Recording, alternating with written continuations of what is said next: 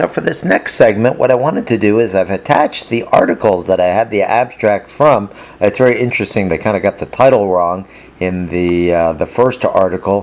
What is it called? Social Marketing Analysis of 2 Years of Hand Hygiene Promotion. Basically, what I'd like you to do is take my acoustic comments and summarize them as they go through. So if we go through the introduction here, they looked at social marketing to see if it actually works in public health.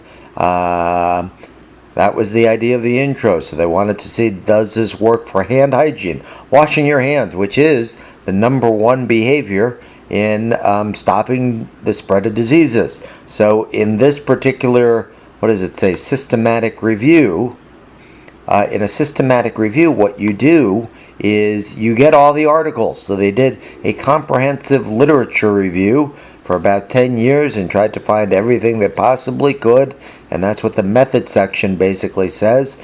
And table 1 kind of summarizes what they basically found, what kind of articles were out there on social marketing, audience research, who are you talking to, was it theory based? It's kind of interesting because in my book, why would you develop a program to try to change human health behavior if it wasn't based on a theory? It's kind of weird. Segmentation, so who are you targeting? Exchange of value, all very marketing-based approaches, very, very public health oriented, and not really using much psychology. So promoting the product, the place, relationships, enhancing things. And so they went through, and then they basically summarized, I think in the results section, is that table 2? Let me just look at things here a bit more. Data extraction. So they looked through on things, and they basically found, table 2 is kind of interesting to me because I said one of the main things you'd want to do is test the theory and make it based on theory, and number of articles, percentages, only 10% were based on any sort of theory whatsoever. So, promotion, advertising, gifts, incentives, educational activities. This is all part of social marketing, as it would be. And then they come to, I think, the big conclusion here. The results, 53 studies. They didn't really find very much. The designs of these studies were not very good. And if you go to the first part of the discussion, that's usually where they summarize what they found. There's been a recent surge in hand hygiene promotion. Basically, very little of anything has been found. Not produce sustainable results. Multifaceted interventions offer greater promise of success. That's the best statement you can make about social marketing.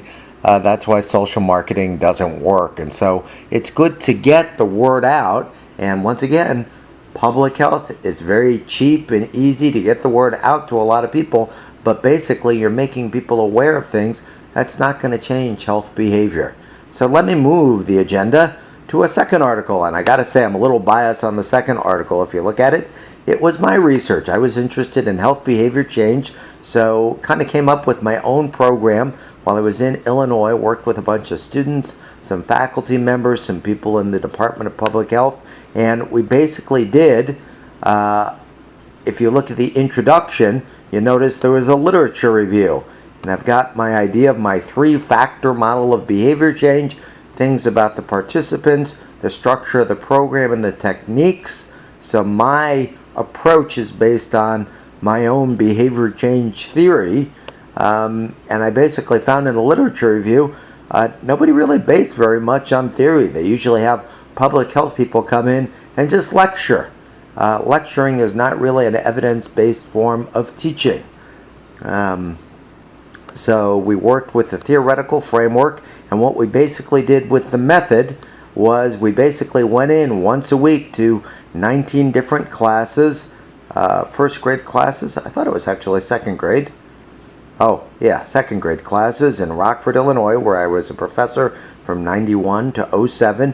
We did all sorts of things. We demonstrated, we started the things out with open-ended discussions. How do you get sick? We would ask the class, and all the students would raise their hand. Oh, my sister sneezed on me. Oh, this happened. Oh, that happened. So how does that get you sick? So we would ask them questions and do teaching and learning the right way. The idea of teaching and learning the right way is where you ask open-ended questions. You find out what people know. That's often called schemas. You find out their schemas, S-C-H-E-M-A. You find out their schemas, and then you try to scaffold them, S-C-A-F-F-O-D. You try to scaffold their knowledge up so that they can actually learn and know more about what they're talking about. So that's what we tried to do. We did glitter bug demonstrations. We showed them how to wash their hands. We had them do it. We gave them stickers. We came back once a week for 4 weeks, and every time we came in, they wanted to talk with us, tell us what they did, tell us how they talked to their family. They looked at the glitter bug apparatus, learning demonstration and activity. They would touch an agar plate before and after they washed their hands on 1 week, and then the next week they would come in and they would see how their agar plate looked. They'd notice that even after they washed their hands, it looked terrible many times.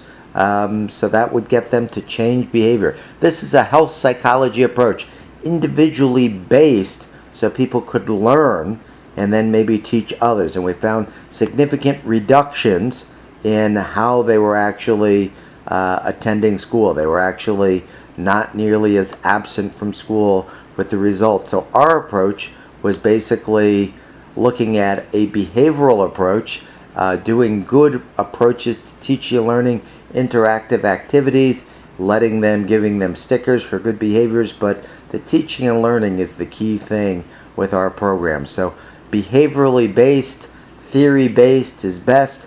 My approach was not considered social marketing in any way. It was basically just good teaching and learning. It could be done in a wide scale way, but I don't think anybody's done anything like this before or after. Most of the time when it's hand washing, somebody comes in from the Department of Public Health and just lectures for 20 minutes, and lecturing doesn't change any health behavior.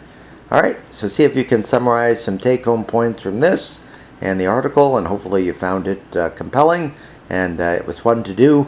I don't do this so much anymore because it took a lot of time and energy. Appendix A kind of describes what we did each week for activities, and it kind of got the job done. Thank you. Bye-bye.